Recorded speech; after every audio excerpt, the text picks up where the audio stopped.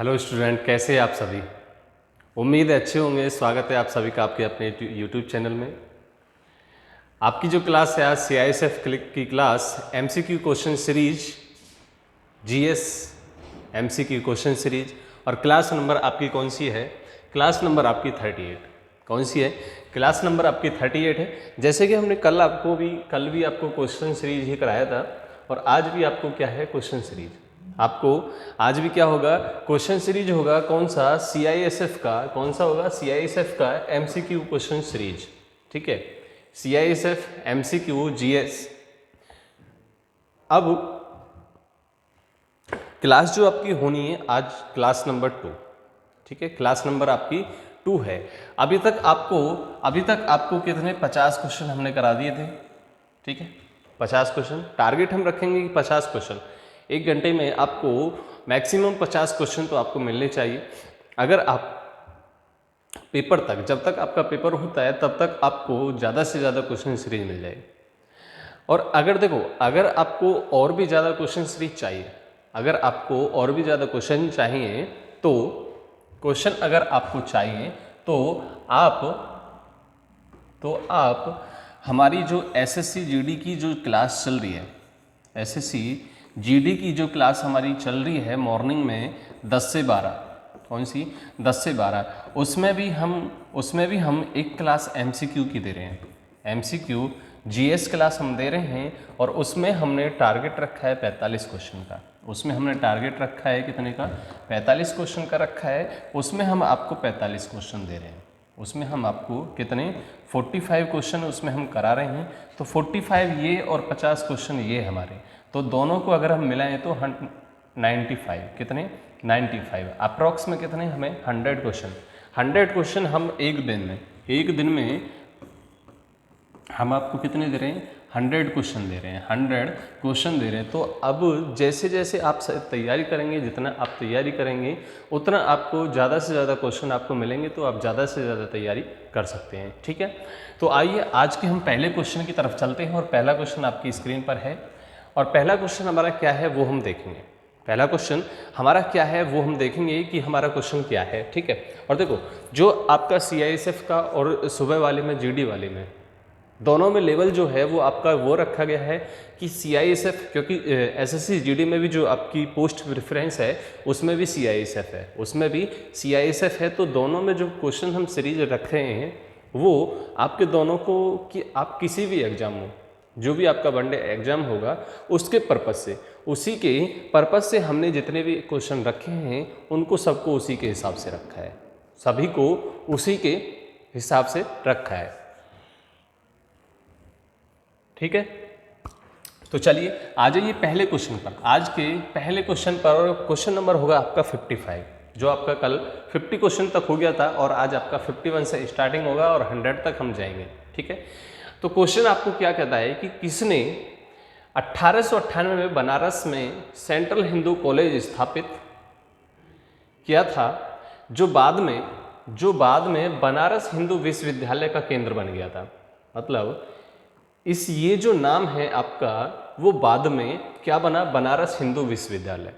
Central Hindu college की स्थापना हुई थी पहले, ठीक है, बनारस में, लेकिन बाद में उसको क्या कर दिया गया? बनारस हिंदू विश्वविद्यालय कर दिया गया, का केंद्र बन गया था। तो वो किसने किया था? मदन मोहन मालवीय ने किया था, लॉर्ड डफरिन ने किया था, एनी बेसेंट ने किया था, ईश्वर चंद्र विद्यासागर ने किया था। तो किसने किया था? वो किया था आपका एनी बेसेंट। किसने? एनी बेसेंट ने। ऑप्शन कौन सा आपका? सी। ऑप्शन सी आपका क्या हो जाएगा? करेक्ट आंसर हो जाएगा। ऑप्शन नंबर सी आपका क्या हो जाएगा? करेक्ट आंसर हो जाएगा। एनी बेसेंट ने उसका नाम क्या कर दिया था? चेंज कर दिया था। क्या कर दिया था? नाम चेंज कर दिया था। ठीक है, चलिए अगले क्वेश्चन की तरफ से हम चलते हैं और अगला क्वेश्चन हमारा क्वेश्चन नंबर 52 क्या है? किस गवर्नर जनरल के कार्यकाल के दौरान 1921 में कलकत्ता में विक्टोरिया मेमोरियल हॉल का निर्माण हुआ था? किसका हुआ था? विक्टोरिया मेमोरियल हॉल का निर्माण हुआ था। तो किसके काल में हुआ था? किसके कार्यकाल के दौरान हुआ था? एलिगन के द्वारा हुआ था, कर्जन के, मिंटो या रीडिंग के द्वारा हुआ था, या रीडिंग के द्वारा हुआ था। तो कौन सा ऑप्शन ऐसा है जिसके कार्यकाल में विक्टोरिया मेमोरियल हॉल का क्या हुआ था, कार्य निर्माण कार्य पूरा हुआ था? तो वो है आपके रीडिंग। कौन? रीडिंग। Option number D. क्या? ऑप्शन नंबर डी आपका क्या हो जाएगा? राइट आंसर हो जाएगा। ठीक है, चलिए अगले क्वेश्चन की तरफ चलते हैं। और अगला क्वेश्चन आपका क्वेश्चन नंबर 53। क्वेश्चन नंबर 53 क्या है आपका? भारत की शासन व्यवस्था में पहली बार प्रतिनिधित्व एवं लोकप्रिय तत्व को समाविष्ट करने का प्रयास किस माध्यम से किया था? समाविष्ट। अब ये देख लेना कि यहां पर क्या दिया है? समाविष्ट। समाविष्ट मतलब उसको उसमें शासन व्यवस्था में शामिल किया गया। शासन व्यवस्था में समाविष्ट करने का मतलब क्या है? शामिल किया गया। क्या किया गया? शामिल किया गया। इसका मतलब हो जाएगा आपका क्या? शामिल। यहां से आप शामिल लिख सकते हैं। ठीक है, उसको क्या गया? शामिल करने का प्रयास किस माध्यम से किया गया था? तो किस माध्यम से किया गया था? 1861 का भारतीय परिषद अधिनियम के द्वारा किया था, 1892 का भारतीय परिषद अधिनियम, 1909 का भारतीय परिषद अधिनियम, या 1919 का भारत सरकार अधिनियम के द्वारा किया गया था। तो ऐसा कौन सा अधिनियम एक्ट था, कौन सा अधिनियम था जिसके कारण इसको समाविष्ट करने का प्रयास किया गया था? तो वो था आपका 1892 वाला। कौन सा था? 1892 का भारतीय परिषद अधिनियम। 1892 का भारतीय परिषद अधिनियम था, जिसके माध्यम से उसको समाविष्ट करने का प्रयास किया गया। ठीक है, चलिए अगले क्वेश्चन पर चलते हैं। क्वेश्चन नंबर आपका 54। क्वेश्चन नंबर 54 क्या है हमारा? निम्नलिखित में से कौन सी कृति रविन्द्रनाथ टैगोर की नहीं है? निम्नलिखित में से कौन सी कृति रविन्द्रनाथ टैगोर की नहीं है? तो देखो, चित्रांगदा रविन्द्रनाथ टैगोर की है, द कोर्ट डांसर और चित्रा, दोनों तीनों इन्हीं की है रविन्द्रनाथ टैगोर की। लेकिन कपाल कुंडला रविन्द्रनाथ टैगोर की नहीं है, रविन्द्रनाथ टैगोर की नहीं है। तो इसका राइट आंसर कौन सा हो जाएगा आपका? Option number B. कौन सा हो जाएगा? ऑप्शन नंबर बी आपका क्या हो जाएगा? राइट आंसर हो जाएगा। ठीक है, चलिए अगले क्वेश्चन की तरफ हम चलते हैं। और अगला क्वेश्चन हमारा क्या है वो देखते हैं। भारत का राष्ट्रीय पंचांग किस संवत पर आधारित है? किस संवत पर आधारित है वो आपको बताना है। बताइए किस पर आधारित है? तो आप सभी जानते हैं कौन सा पर है, बताइए। विक्रम संवत पर है, काली संवत पर है, या शक संवत पर है, या इनमें से कोई नहीं। तो किस पर आधारित है? वो किस पर आधारित है? आपका शक संवत पर आधारित है। किस पर आधारित है? शक संवत पर आधारित है। ऑप्शन नंबर सी आपका क्या हो जाएगा? राइट आंसर हो जाएगा। ठीक है, क्या हो जाएगा? राइट आंसर आपका कौन सा हो जाएगा? Option number C. ठीक, चलिए अगले क्वेश्चन की तरफ चलते हैं। और अगला क्वेश्चन हमारा क्या है? अगले क्वेश्चन को देखते हैं हम क्या है कि हमारा राष्ट्रीय गीत वंदे मातरम कहाँ से लिया गया है? वंदे मातरम कहाँ से लिया गया है या कहाँ से संकलित है? संकलित मतलब कहाँ से लिया गया है, वो कहाँ पर लिखा हुआ है, वो चीज़ आपसे पूछा है। तो कहाँ पर लिखा हुआ है, कहाँ पर संकलित? चित्रा में संकलित है, गोदान में, डाकघर में, या आनंद मठ में?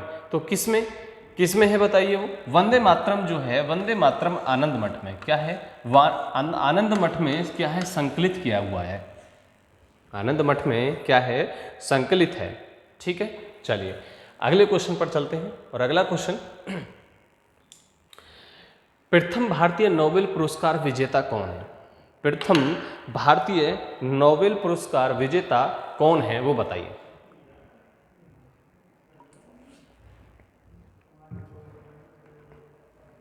कौन से वो महान व्यक्ति हैं जिनको सबसे पहले भारतीय नोबेल पुरस्कार प्राप्त हुआ था? सीवी रमन है, रविन्द्रनाथ टैगोर है, एच खुराना है या अमर्त्य सेन है, या अमर्त्य सेन है। तो सबसे पहले नोबेल पुरस्कार करने वाले व्यक्ति थे कौन? Rabindranath Tagore. Option number B आपका क्या हो जाएगा? करेक्ट आंसर हो जाएगा आपका ऑप्शन नंबर बी। अगले क्वेश्चन पर चलते हैं और अगला क्वेश्चन हमारा क्या है वो देखते हैं। भारत की संविधान सभा किसके अनुसार गठित की गई? भारत की सभा किसके अनुसार गठित की गई थी वो आपको बताना है कि किसके अनुसार गठित की गई थी। तो बताइए क्या है ऑप्शन आपका? Simon commission. ऑप्शन क्या दे रखा है आपको? साइमन कमीशन दे रखा है, कैबिनेट मिशन योजना दे रखा है, माउंटबेटन योजना दे रखा है, और क्या दे रखा है आपको? क्रिप्स प्रस्ताव दे रखा है आपको। तो किसके द्वारा हुई थी? किसकी सभा? संविधान सभा जो हुई थी आपकी कैबिनेट मिशन योजना के तहत हुई थी। कैबिनेट मिशन योजना के द्वारा गठित की गई थी। ऑप्शन नंबर कौन सा आपका? बी। ऑप्शन नंबर बी आपका क्या हो गया? राइट आंसर हो गया। बी ऑप्शन आपका क्या हो जाएगा? राइट आंसर हो जाएगा। चलिए अगले क्वेश्चन पर चलते हैं। अगला क्वेश्चन आपका क्या है? बंगाल की एशियाटिक सोसाइटी के प्रवर्तक कौन है? बंगाल की एशियाटिक सोसाइटी के प्रवर्तक कौन है? वॉरेन हेस्टिंग है, सर विलियम जोन्स है, जेम्स मैकनतोस है या जेम्स प्रिंसेप है? तो कौन है बताइए जरा। जो एशियाटिक सोसाइटी के प्रवर्तक और कहाँ के? बंगाल की एशियाटिक सोसाइटी के प्रवर्तक हैं सर विलियम जॉनसन। कौन है? Sir William Johnson. Option number B. कौन सा? ऑप्शन नंबर बी आपका क्या हो जाएगा? राइट आंसर हो जाएगा। ठीक है, चलिए क्वेश्चन नंबर अगले पर चलते हैं और अगला क्वेश्चन नंबर क्या है? लाइफ डिवाइन पुस्तक के लेखक कौन है? क्या है आपका क्वेश्चन? है आपका कि लाइफ डिवाइन पुस्तक के लेखक कौन है? अब बताइए। महात्मा गांधी हैं, रविन्द्रनाथ टैगोर हैं, राधा कृष्णन हैं या अरविंद घोष है? इनमें से कौन है? इनमें से कौन से व्यक्ति हैं जिनकी पुस्तक कौन सी है? Life divine. कौन सी? Life divine. तो वो हैं अरविंद घोष। कौन है? अरविंद घोष। अरविंद घोष के द्वारा लाइफ डिवाइन पुस्तक को लिखा गया। ठीक है, चलिए अगले क्वेश्चन पर आ जाइए। क्वेश्चन आपका क्या है? भूदान। क्या पूछा है आपसे? भूदान आंदोलन किसने प्रारंभ किया था? भूदान आंदोलन किसने प्रारंभ किया था? तो किसने किया था? महात्मा गांधी ने किया था या जयप्रकाश नारायण ने किया था, विनोबा भावे ने किया था या राम मनोहर लोहिया ने किया था? तो ऐसे कौन से व्यक्ति थे जिन्होंने भूदान आंदोलन को प्रारंभ किया था, शुरू किया था? ठीक है, शुरू किया था,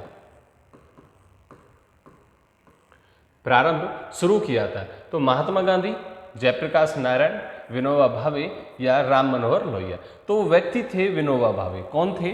विनोबा भावे, जिन्होंने भूदान आंदोलन को शुरू किया था। ठीक है, चलिए अगले क्वेश्चन पर चलते हैं। क्वेश्चन नंबर 62 हमारा क्या पूछा है आपसे? आनंद मठ के लेखक कौन है? क्या पूछा है आपसे? आनंद मठ के लेखक कौन है? अब आपको क्या बताना है कि आनंद मठ के लेखक आपको बताने हैं कि आनंद मठ के लेखक कौन है। तो बताइए कौन है?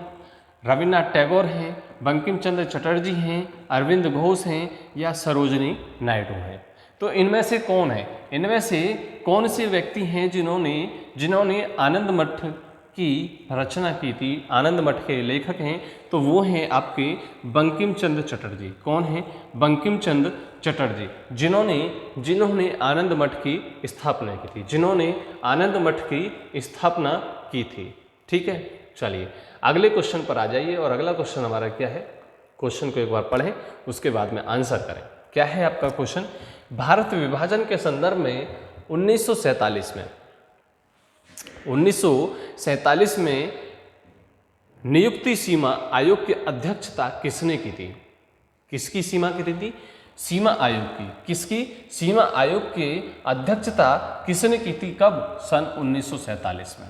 1947 में सीमा आयोग। कब? सीमा आयोग, इसकी अध्यक्षता किसने करी थी? और कब? कब?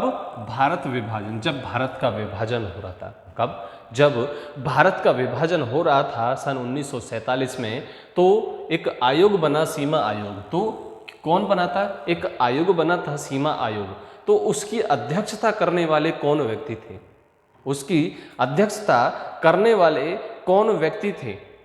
तो ऑप्शन आपको दिया हुआ है, क्या क्या दिया हुआ है आपको? माउंटबेटन दिया है, रेडक्लिफ दिया है, जेम्स वोल्ट दिया है और रिचर्डसन दिया है। तो कौन थे वो व्यक्ति जिन्होंने अध्यक्षता की थी? अध्यक्षता करने वाले थे रेडक्लिफ। कौन थे? रेडक्लिफ, जिन्होंने अध्यक्षता की थी। किसकी? सीमा आयोग की अध्यक्षता की थी। जिन्होंने सीमा आयोग की अध्यक्षता की थी वो थे हमारे रेडक्लिफ। कौन थे? रेडक्लिफ व्यक्ति थे। ठीक है, चलिए अगले क्वेश्चन पर चलते हैं। अब क्वेश्चन नंबर आपका 64। क्वेश्चन नंबर कौन सा आपका? 64 है। 64 को हम देखते हैं क्या होगा कि निम्नलिखित में से किस भारतीय राष्ट्रीय कांग्रेस के अधिवेशन में, भारतीय राष्ट्रीय कांग्रेस के अधिवेशन में जवाहरलाल नेहरू ने समाजवाद को भारत की समस्याओं का हल करने की कुंजी बताया था? किसने बताया था? जवाहरलाल नेहरू ने। ठीक है, जवाहरलाल नेहरू ने उसकी क्या बताया था? कुंजी बताया था। कुंजी मतलब गाइड। कुंजी मतलब गाइड भी बोल सकते हैं ना, गाइड बताया था। तो ऑप्शन आपको दिया हुआ है क्या? लाहौर, लखनऊ, इलाहाबाद और रामगढ़। इलाहाबाद, रामगढ़, इलाहाबाद, लखनऊ और लाहौर। तो कौन सा वो अधिवेशन था? कौन सा वो अधिवेशन था? तो वो अधिवेशन था आपका, ये अधिवेशन था आपका लाहौर। कौन सा था? लाहौर अधिवेशन। जब लाहौर अधिवेशन हुआ था तो उसमें पंडित जवाहरलाल नेहरू ने बताया था, समाजवाद को भारत की समस्याओं की कुंजी बताया था। ठीक है, चलिए अगले क्वेश्चन की तरफ चलते हैं। अगला क्वेश्चन आपका क्या है? मुस्लिम लीग के निम्नलिखित में से किस अधिवेशन में M.A. जिन्ना ने अपना 14 सूत्रीय प्रस्ताव रखा था? 14 सूत्रीय प्रस्ताव रखा था। तो कौन से ईयर में हुआ था? कौन से ईयर में हुआ था वो आपको बताना है। 1927 में, 1928 में, 1929 में, 1930 में। तो कौन सा अधिवेशन जब हुआ था वो तो किस वर्ष में हुआ था? वो हुआ था 1929 में। कब हुआ था? 1929 में हुआ था। ऑप्शन नंबर सी आपका क्या हो जाएगा? राइट आंसर हो जाएगा। क्या हो जाएगा? Option number 29। वो ऑप्शन नंबर आपका कौन सा? सी करेक्ट हो जाएगा। 1929 में, 1929 में वो आपका क्या हो जाएगा? अधिवेशन किया था। चलिए अगला क्वेश्चन आपका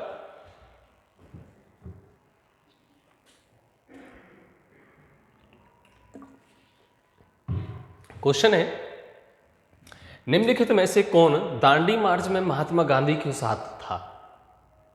महात्मा गांधी के साथ में था जब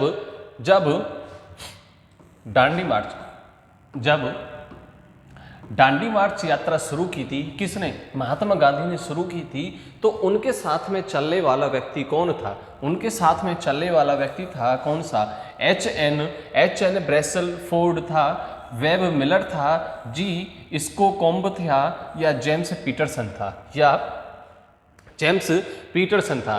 तो वो व्यक्ति जो था वो था वेब मिलर। कौन था? वेब मिलर था। ऑप्शन नंबर बी आपका क्या हो जाएगा? करेक्ट आंसर हो जाएगा। महात्मा गांधी के साथ में चलने वाला व्यक्ति, दांडी मार्च यात्रा में चलने वाला व्यक्ति कौन था? Web Miller. कौन था? Web Miller. चलिए अगले क्वेश्चन पर। क्वेश्चन नंबर कौन सा आपका? 68। क्वेश्चन नंबर 68 क्या कहता है हमारा 15 अगस्त 1947, 15 अगस्त 1947 को निम्नलिखित में से कौन भारतीय राष्ट्रीय कांग्रेस का अध्यक्ष था? तो आप सबको पता होगा कि उस समय भारतीय राष्ट्रीय कांग्रेस का अध्यक्ष कौन था? राजेंद्र प्रसाद, जवाहरलाल नेहरू, JB कृपलानी या सरदार पटेल। तो उस समय जब 15 अगस्त 1947 में भारतीय राष्ट्रीय कांग्रेस का अध्यक्ष कौन थे? JB कृपलानी। कौन थे? JB Kripalani. Option number C. कौन सा? ऑप्शन नंबर सी आपका क्या हो जाएगा? राइट आंसर हो जाएगा। Option number C, JB Kripalani आपका क्या हो जाएगा? राइट आंसर हो जाएगा। ठीक है, चलिए अगले क्वेश्चन की तरफ हम चलते हैं और अगला क्वेश्चन हमारा क्या है?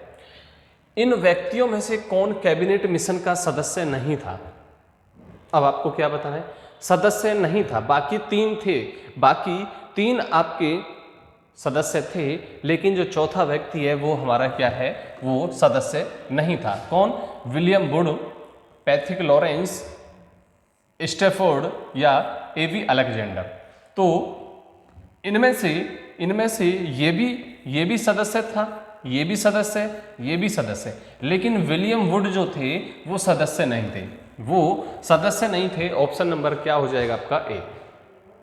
ऑप्शन नंबर क्या हो जाएगा? ऑप्शन नंबर ए आपका क्या हो जाएगा? राइट आंसर हो जाएगा। ऑप्शन नंबर ए आपका क्या हो जाएगा? राइट आंसर हो जाएगा। ठीक है, चलिए अगले क्वेश्चन की बात करते हैं हम। और अगला क्वेश्चन हमारा क्वेश्चन नंबर 70। क्वेश्चन नंबर 70 क्या है हमारा?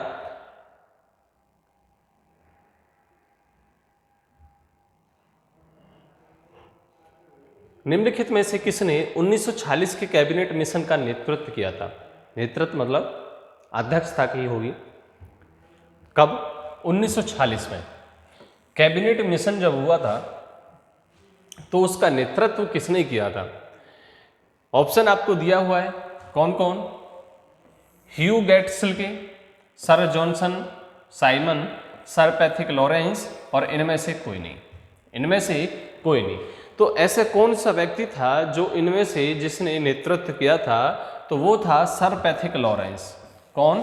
सर पैट्रिक लॉरेंस ने क्या किया था? नेतृत्व किया था कौन से का? 1946 कैबिनेट मिशन का। 1946 कैबिनेट मिशन का नेतृत्व किया था सर पैट्रिक लॉरेंस ने। किसने? सर पैट्रिक लॉरेंस ने मिशन का क्या किया था? नेतृत्व किया था। ठीक है, चलिए अगला क्वेश्चन आपका क्या है? दक्षिण अफ्रीका के किस रेलवे स्टेशन पर महात्मा गांधी को ट्रेन से फेंक दिया गया था? अब देखिए उस समय पे क्या हुआ था कि महात्मा गांधी ट्रेन से जा रहे थे और जब रेलवे स्टेशन आया कौन सा? दक्षिण अफ्रीका का स्टेशन आया तो महात्मा गांधी को ट्रेन से फेंका गया। वो स्टेशन कौन सा था? कौन सा था? जोहान्सबर्ग था, पीटर्सबर्ग था, डरबन था या प्रेटोरिया था? इनमें से कौन सा वो ऑप्शन है जिसमें महात्मा गांधी को फेंक दिया गया? उस रेलवे स्टेशन पर महात्मा गांधी को ट्रेन से फेंक दिया गया, तो कौन सा था वो? पीटर्सबर्ग। Option number B. कौन सा? ऑप्शन नंबर बी आपका क्या हो जाएगा? राइट आंसर हो जाएगा। ठीक है, चलिए अगले क्वेश्चन पर बढ़ते हैं हम। और अगला क्वेश्चन हमारा क्या है? निम्नलिखित में से किसने सत्याग्रह शब्द को गढ़ा? सत्याग्रह शब्द को गढ़ा है वो कौन थे? एक सत्याग्रह आंदोलन आपका चला था, तो वो वही चीज है जिसने सत्याग्रह चलाया था, सत्याग्रह आंदोलन को चलाया था, उसी ने उस शब्द को गढ़ाया। वही तो चीज होगा। तो क्या होगा? महात्मा गांधी। कौन होगा? Mahatma Gandhi. Option number B आपका क्या हो जाएगा? राइट आंसर हो जाएगा। ठीक है, राइट आंसर आपका क्या हो जाएगा? ऑप्शन नंबर बी आपका करेक्ट आंसर हो जाएगा। ठीक है, चलिए अगला है, महात्मा गांधी ने भारत में अपना पहला जन भाषण कहाँ दिया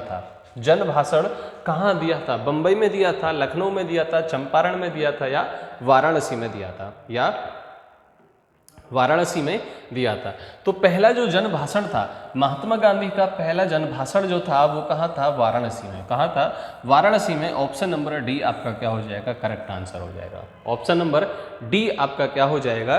करेक्ट आंसर हो जाएगा। ठीक है, चलिए अगले क्वेश्चन की तरफ चलते हैं और अगला क्वेश्चन हमारा क्या है वो देखते हैं। इनमें से किसने अप्रैल 1930 में नमक कानून तोड़ने के लिए तंजीर तट पर एक अभियान संगठित किया था? तो वो कौन थे? तो वो कौन व्यक्ति थे? इनमें से किसने? वो कौन व्यक्ति थे जिन्होंने अभियान को संगठित किया था? संगठित मतलब एकत्रित किया था। वीओ चिदंबरम थे, सी राजगोपालचारी, के कामराज और एनी बेसेंट। तो इनमें से जो ऑप्शन आपका राइट ऑप्शन कौन सा? सी राजगोपालचारी। कौन? C Rajagopalachari. Option number B. Option number B आपका क्या हो जाएगा? राइट आंसर हो जाएगा। राइट आंसर आपका कौन सा हो जाएगा? Option number B. चलिए अगला क्वेश्चन आपका, और अगला क्वेश्चन क्या है आपका वो देखते हैं। फरवरी 1928 में आयोजित सर्वदलीय सम्मेलन के अध्यक्ष निम्नलिखित में से कौन थे?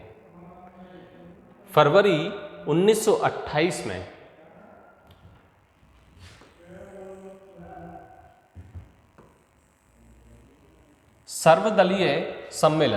सर्वदलीय सभी जितने भी दल थे, जितनी भी पार्टियां थी, उनका एक सम्मेलन हुआ कि अध्यक्ष, तो उनका जो अध्यक्ष था या अध्यक्ष थे वो कौन थे?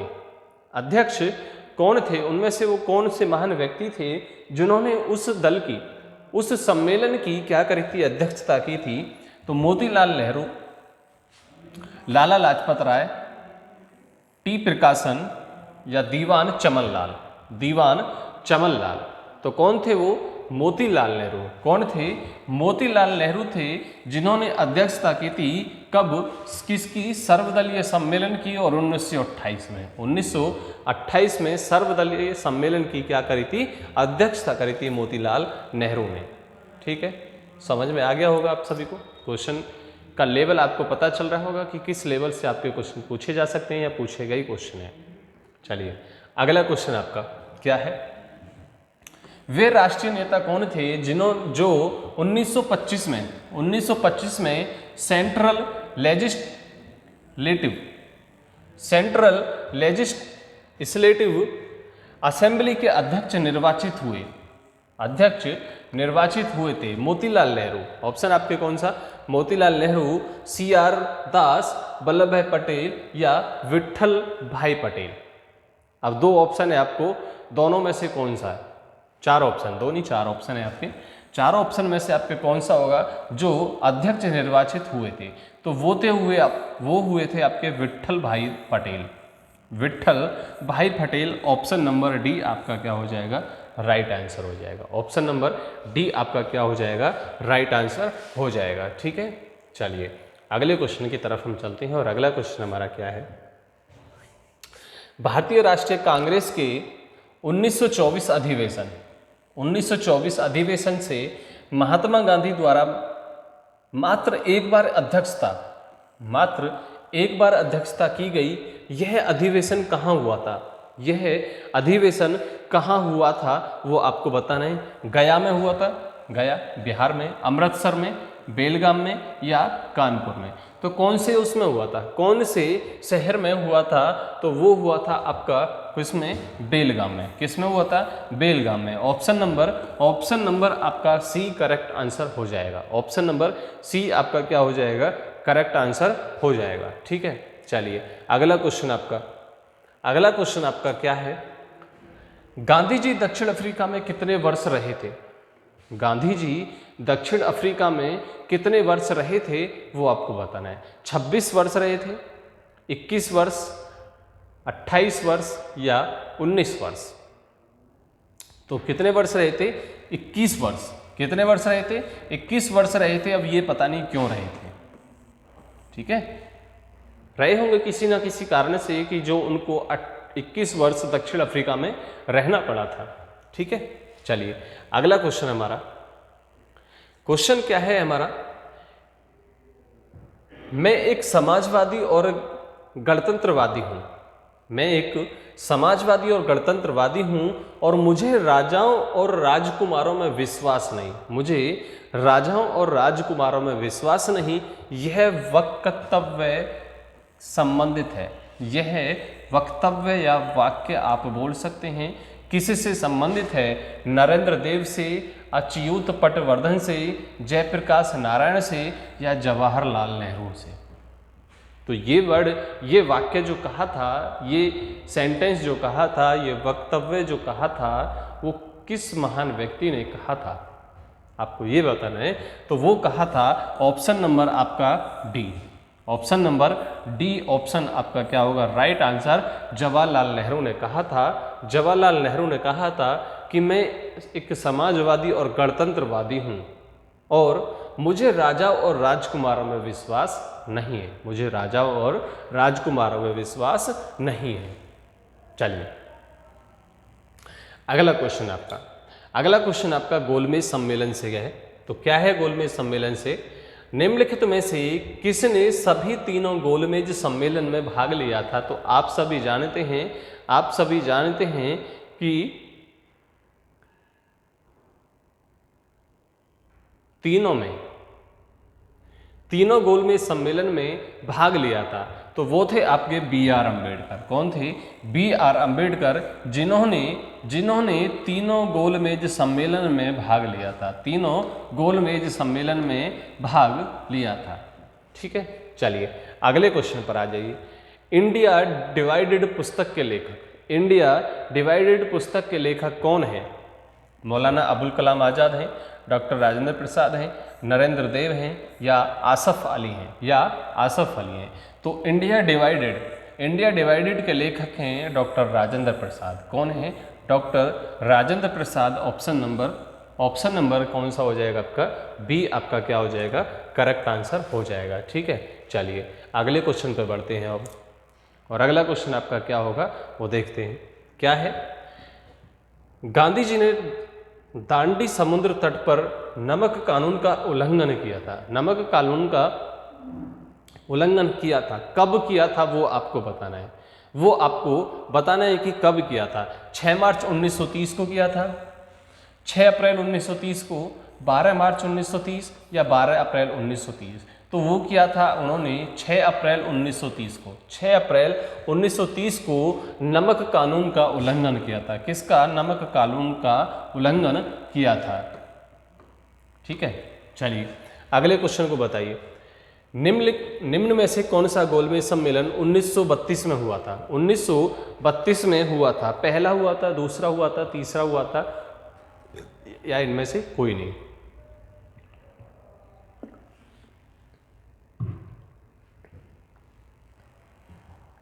बताइए। 1932 में पहला हुआ, दूसरा हुआ, तीसरा हुआ था, या इनमें से कोई नहीं? केवल गोलमेज 3 ही हुए थे, गोलमेज 3 ही हुए थे।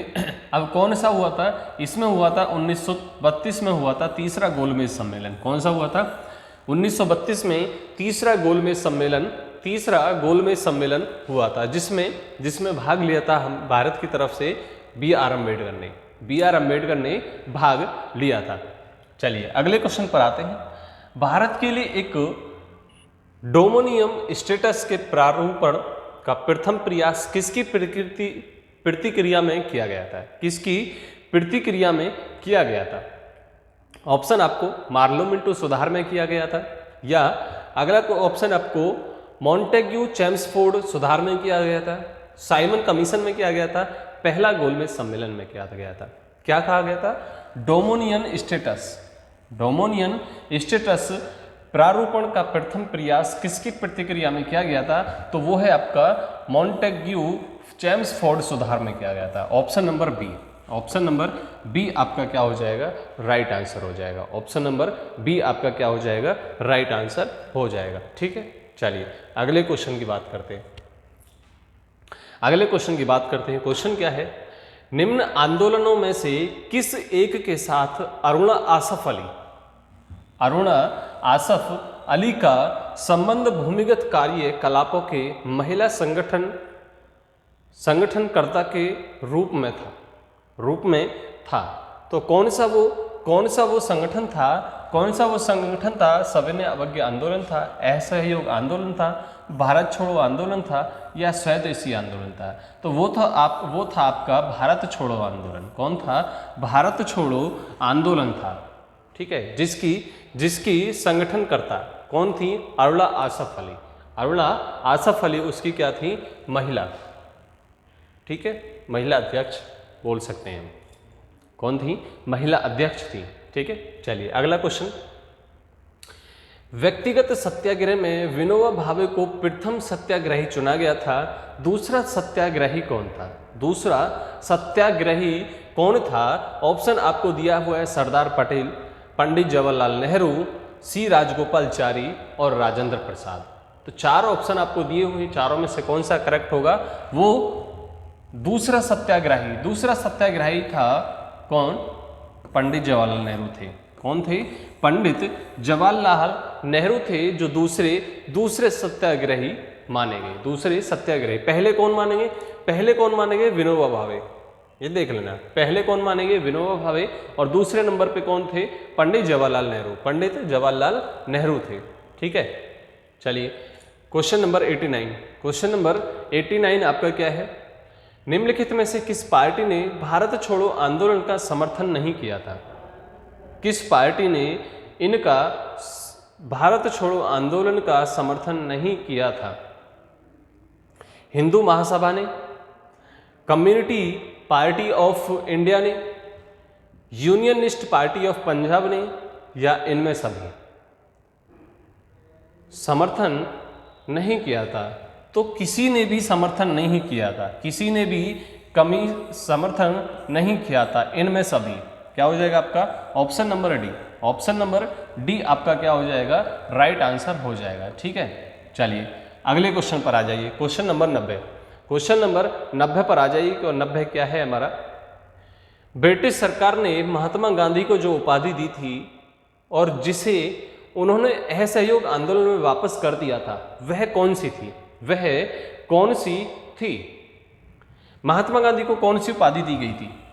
महात्मा गांधी को कौन सी उपाधि दी गई थी? हिंद केसरी, केसर ए हिंद, द राइट ऑनरेबल या राय बहादुर? तो वो थी आपकी केसर ए हिंद महात्मा गांधी को उपाधि गई थी। किसके द्वारा? ब्रिटिश सरकार के द्वारा उपाधि दी गई, लेकिन उन्होंने असहयोग आंदोलन में उसको क्या कर दिया था? वापस कर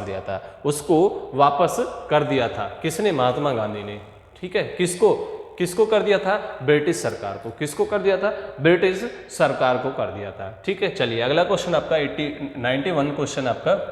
वह व्यक्ति जिसने 4 अप्रैल 1919 को दिल्ली की जामा मस्जिद के प्रवचन मंच से हिंदू मुस्लिम एकता का भाषण दिया था। क्या था? हिंदू मुस्लिम एकता का भाषण दिया था। महात्मा गांधी, मदन मोहन मालवीय, स्वामी श्रद्धानंद और लाला लाजपत राय। तो कौन से वो व्यक्ति थे जिन्होंने भाषण दिया था? Swami Shraddhanand. Option number C आपका क्या होगा? राइट आंसर हो जाएगा। राइट आंसर आपका कौन सा हो जाएगा? Option number C. ठीक है, चलिए अगला क्वेश्चन आपका। वर्ष 1946 में आजाद हिंद फौज के लाल किले में दिल्ली के मुकदमे की पैरवी निम्नलिखित में से किसने नहीं की थी? आपको ये बताना है। तो कौन से वो व्यक्ति थे? ऑप्शन आपको दिया है भोला भाई देसाई, पंडित जवाहरलाल नेहरू, सरदार पटेल या डॉक्टर कैलाश नाथ काटजू। तो वो व्यक्ति थे जिसने क्या नहीं करी थी? मुकदमे की पैरवी नहीं की थी। Sardar Patel. Option number C आपका क्या हो जाएगा? राइट आंसर हो जाएगा। राइट आंसर आपका कौन सा हो जाएगा? ऑप्शन नंबर सी आपका करेक्ट आंसर हो जाएगा। ठीक है, चलिए अगले क्वेश्चन की तरफ आप चलते हैं और अगला क्वेश्चन हमारा क्या है? भारत छोड़ो आंदोलन कब प्रारंभ हुआ था? भारत छोड़ो आंदोलन कब प्रारंभ हुआ था? ऑप्शन आपको 9 अगस्त 1942, 10 अगस्त 1942, 11 अगस्त 1942 या 23 अगस्त 1942। तो ऑप्शन आपका कौन सा होगा? करेक्ट ऑप्शन होगा आपका 9 अगस्त 1942। 9 अगस्त 1942 आपका क्या हो जाएगा? राइट आंसर, करेक्ट आंसर हो जाएगा। ठीक है, अगला क्वेश्चन हमारा क्या है? जयप्रकाश नारायण किस पार्टी से जुड़े हुए थे? जयप्रकाश नारायण किस पार्टी से जुड़े हुए थे? जस्टिस पार्टी से, कम्युनिटी पार्टी से, सोशलिस्ट पार्टी से या किसान सभा से? या किसान सभा से। तो वो जुड़े हुए थे सोशलिस्ट पार्टी से, सोशलिस्ट पार्टी से जुड़े हुए थे। Option number C, option number C आपका क्या करेक्ट आंसर। ठीक है, चलिए अगले क्वेश्चन की बात करते हैं अब हम। और अगला क्वेश्चन हमारा क्या है? 1942 के आंदोलन, 1942 के आंदोलन में डॉक्टर राजेंद्र प्रसाद को किस जेल में रखा गया था? किस जेल में कैद रखा गया था? तो क्या ऑप्शन आपका? बांकीपुर जेल में, हजारीबाग जेल में, कैंप जेल में या भागलपुर जेल में? तो ऑप्शन नंबर ए आपका क्या हो जाएगा? राइट आंसर हो जाएगा बांकीपुर जेल में उनको कैद रखा गया था। बांकीपुर जेल में उनको क्या रखा गया था? कैद रखा गया था। कब? जब 1942 का आंदोलन हुआ था। 1942 का जो आंदोलन था उसमें उनको क्या रखा गया था? कैद रखा गया था। चलिए अगला क्वेश्चन आपका, वर्ष 1928 में हिंदुस्तान सोशलिस्ट रिपब्लिक एसोसिएशन की स्थापना कहाँ हुई थी? हिंदुस्तान सोशलिस्ट रिपब्लिक एसोसिएशन की स्थापना कहाँ पर हुई थी? कौन से शहर में हुई थी, कौन से सिटी में हुई थी, वो आपको बताना है कि कौन से में हुई थी। ऑप्शन आपको दिया हुआ है, कानपुर दिया हुआ है, दिल्ली दिया हुआ है, इलाहाबाद दिया हुआ है और लाहौर दिया हुआ है। 4 ऑप्शन आपको दिए हुए। अब इसमें से कौन सा है? 1928 में जो हुआ था वो कहाँ हुआ था? दिल्ली में। कहाँ स्थापना जो हुई थी वो कहाँ हुई थी? दिल्ली में हुई थी। Option number B, option number B आपका क्या हो गया? राइट आंसर हो जाएगा। चलिए अगले क्वेश्चन की बात करते हैं अब हम। क्वेश्चन नंबर अगले की बात करते हैं और अगला क्वेश्चन आपका क्या दिया हुआ है? क्वेश्चन दिया है आपका, गांधी जी के निम्नलिखित अनुयायियों में से कौन पेशे से एक शिक्षक थे? पेशे से एक शिक्षक थे अनुयायी। ए.एन. सिन्हा, ब्रज किशोर प्रसाद, जे.बी. कृपलानी या राजेंद्र प्रसाद। तो कौन थे वो? जे.बी. कृपलानी। कौन थे?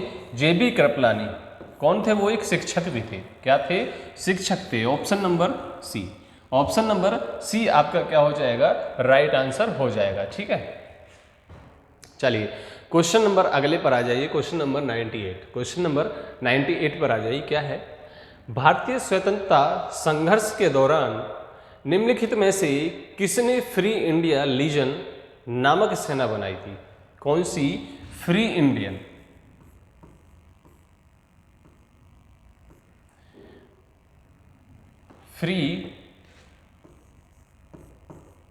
इंडियन लीजन नामक सेना बनाई थी। तो कौन थे वो? लाला हरदयाल, रास बिहारी बोस, सुभाष चंद्र बोस, वी.डी. सावरकर या वी.डी. सावरकर। तो कौन थे वो? सुभाष चंद्र बोस। कौन थे? सुभाष चंद्र बोस ने वो सेना बनाई थी। कौन सी बनाई थी? Free India legion. क्या बनाई थी? फ्री इंडियन लीजन सेना बनाई थी सुभाष चंद्र बोस ने। ठीक है, चलिए अगला क्वेश्चन आपका, क्वेश्चन नंबर 98 क्या है? 1932 के पूना समझौते के साथ किसका सीधा संबंध था? किसका सीधा संबंध था वो आपको बताना है। तो किसका था? भारतीय महिलाओं का था, भारतीय मजदूरों का था, भारतीय कृषक वर्ग का था या भारतीय दलित वर्ग का था? भारतीय दलित वर्ग का था। तो वो था आपका 1932 के पुणे समझौते में किसका संबंध था? भारतीय दलित वर्ग का। Option number D, option number D आपका क्या हो जाएगा? राइट आंसर हो जाएगा। ठीक है, चलिए अगला क्वेश्चन और क्वेश्चन नंबर आपका लास्ट। ठीक है,